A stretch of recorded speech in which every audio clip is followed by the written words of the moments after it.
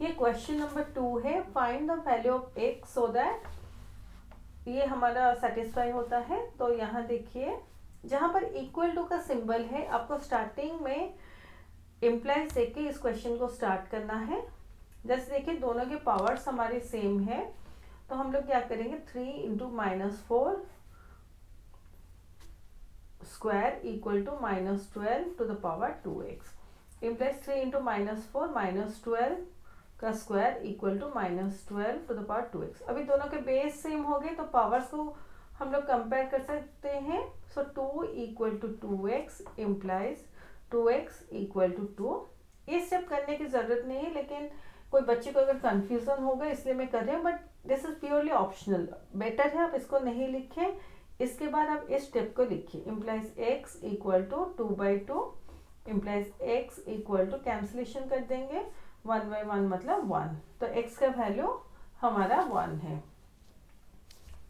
therefore x equal to 1। यहाँ solve करेंगे, implies यहाँ पर पावर देखिए 6 है और यहाँ पर पावर हमारा 3 है।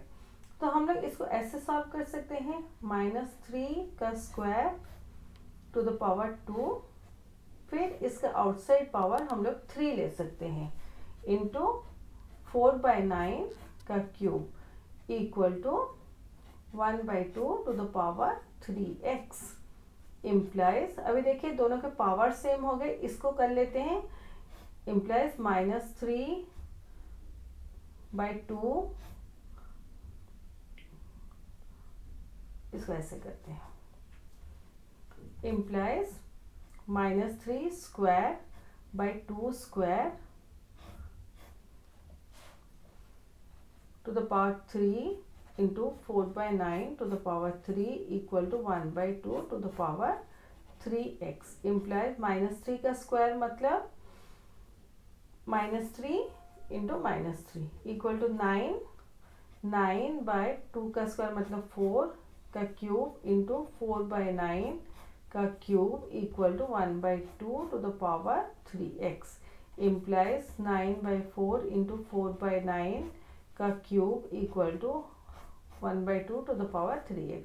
9 9 कैंसिल हो गया, 4 4 कैंसिल हो गया, तो 1 आ गया एवरी केस में, इक्वल टू 1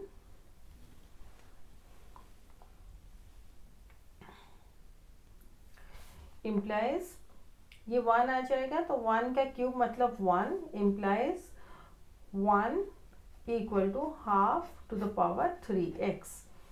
तो 1 मतलब देखिए हमें दोनों बेस को सेम रखना है, तो इसको मैं थोड़ा यहाँ से हटा देती हूँ क्योंकि ये क्वेश्चन थोड़ा लॉन्ग हो रहा है। इम्प्लाइज तो 1 मतलब क्योंकि हमें बेस सेम करना है, any number two the power 0 हमारा 1 होता है, तो हाफ टू द पावर 0 हमारा 1 होता है, equal to half to the power 3x। So 3x equal to 0 implies x equal to 0/3। 3 यहाँ पे मल्टीप्लाई होके है, ऑपोजिट साइड में जब आएगा तो डिवाइड हो जाएगा जो भी गिवन नंबर है, इम्प्लाइज x इक्वल 0/3 मतलब 0, तो x का वैल्यू हमारा 0 है। ये नेक्स्ट क्वेश्चन है, इम्प्लाइज देखिए दोनों के पावर्स हमारे सेम है, इसलिए जो भी गिवन नंबर से हम लोग डिवाइड कर सकते हैं, इम्प्लाइज बाई 4/5 डिवाइडेड बाई -4/5। तो यहाँ पे मैं इसको लिखना मेरा छूट गया था, तो मैं अभी लिखी हूँ, इम्प्लाइज देखिए दोनों के पावर सेम है, इसलिए हम लोग ये तो नंबर्स को डिवाइड करके उसका पावर -2 रखते हैं, equal to 1 to the power 3x implies, तो ये देखिए 4/5 divided by -4/5 equal to 4/5 into 5/-4, 5 5 cancel, 4 4 cancel, 1 1 1 1 equal to 1/-1, standard form में कर लेंगे, equal to -1।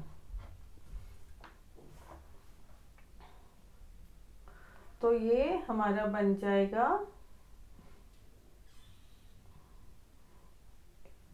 Implies 4/5 divided by -4/5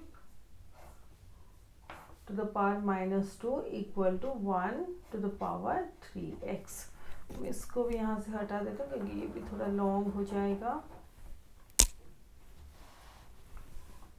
implies 4/5 into 5/-4 to the power -2 equal to 1 to the power 3x। implies ये सारा cancel हो गया,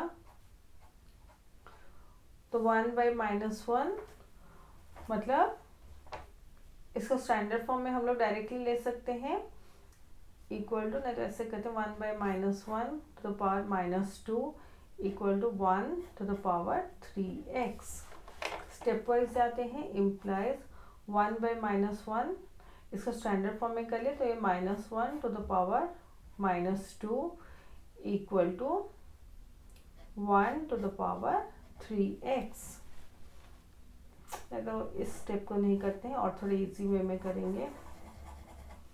इम्प्लाइज तो पावर अगर हमें पॉजिटिव करना है तो ये ऊपर चला जाएगा डिनोमिनेटर, और न्यूमरेटर डिनोमिनेटर में आ जाएगा और पावर पॉजिटिव हो जाएगा, equal to 1 to the power 3x।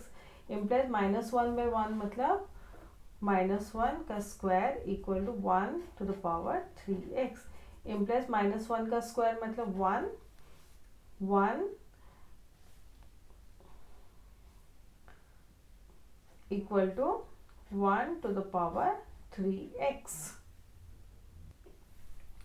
अभी 1 का कुछ पावर नहीं है तो 1 टू द पावर 1 का कुछ पावर नहीं है तो हम लोग ले सकते हैं 1 का पावर 1 है equal to 1 to the power 3x। क्योंकि हमें कुछ पावर लेना है तो 1 to the power 1 is equal to 1 to the power 3x। So 1 equal to 3x implies x equal to 1। 3 यहाँ पे मल्टीप्लाई होके है, ऑपोजिट साइड में जब जाएगा इसके साथ डिवाइड हो जाएगा, देयरफॉर x इक्वल टू 1/3। तो आई होप इसमें आप लोग कंफ्यूज नहीं होंगे। तो पहले हम लोग डिवाइड करके पावर -2 जो सेम था उसको ले लिए, फिर इसको सॉल्व किए, पावर को पॉजिटिव किए, जैसे 1/-1 आ गया तो पर -2, तो हम लोग क्या किए, डिनोमिनेटर को न्यूमरेटर में ले गए और इसको डिनोमिनेटर में लेके और पावर को पॉजिटिव कर दिए। अभी -1/1 मतलब -1 का square equal to 1 to the power 3x। -1 का स्क्वायर 1 है, क्योंकि हमें बेस को सेम करना है। यहाँ पर -1 है और यहाँ पर 1 है, तो इसको सॉल्व नहीं कर पाएंगे, तो इसका बेस हम लोग सेम कर दिए। तो -1 का स्क्वायर मतलब 1 equal to 1 to the power 3x। But 1 का कुछ भी पावर नहीं है तो हम लोग क्वेश्चन को सॉल्व नहीं कर पाएंगे, इसलिए हम लोग क्या किए, 1 का पावर 1 ले ले, क्योंकि 1 to the power 1 is also 1, तो इसका पावर ले लिए। अभी 1, क्योंकि दोनों के बेस सेम हो गए इसलिए पावर्स को कंपेयर किए, तो 1 equal to 3x implies x equal to 1/3। तो x का वैल्यू हमारा 1/3 है। ये क्वेश्चन नंबर 4 है। इम्प्लाइज दोनों के पावर सेम है और मल्टीप्लीकेशन सिंबल है, इसलिए हम लोग दो बेस को मल्टीप्लाई करके पावर को आउटसाइड लिख सकते हैं, equal to 2 to the power 6x। इसको हम लोग ऐसे भी लिख सकते हैं, ठीक है। फॉर द टाइमिंग इसको 2 टू द पावर 6x लिखते हैं। इम्प्लाइज ये कैंसिल हो गया, 2 2 जा 4, नहीं तो 4 1 जा 4, 4 2 जा 8, implies 2 cube equal to 2 to the power 6x। तो अभी देखिए दोनों के बेस सेम हो गए इसलिए पावर्स को कंपेयर करेंगे। So 3 equal to 6x implies x equal to 3। 6 यहाँ पे मल्टीप्लाई होकर ऑपोजिट साइड में जब आएगा डिवाइड हो जाएगा, इम्प्लाइज x इक्वल टू 3 1 जा 3, 3 2 जा 6, x इक्वल टू 1/2। ये नेक्स्ट क्वेश्चन है। देखिए दोनों के पावर सेम है इसलिए हम लोग 15/4 डिवाइडेड बाई 5/4 कर सकते हैं और पावर को सेम रखें, equal to 3 to the power x। Implies अभी 15/4 डिवाइडेड बाई 5/4 है तो इंटू 4/5 का cube equal to 3 to the power x। तो ये देखिए 15/4 divided by 5/4 equal to 15/4 into 4/5, 4 cancel हो जाएगा, 5 1 5, 5 3 15 implies 4 cancel, 5 1 5, 5 3 50 implies 3 cube equal to 3 to the power x। अभी देखिए दोनों के बेस सेम हो गए इसलिए पावर्स को कंपेयर करेंगे, तो यहाँ को सॉल्व करने को नहीं है, सो x इक्वल टू 3 ये हमारा आंसर है। तो ये सेकेंड क्वेश्चन खत्म होता है।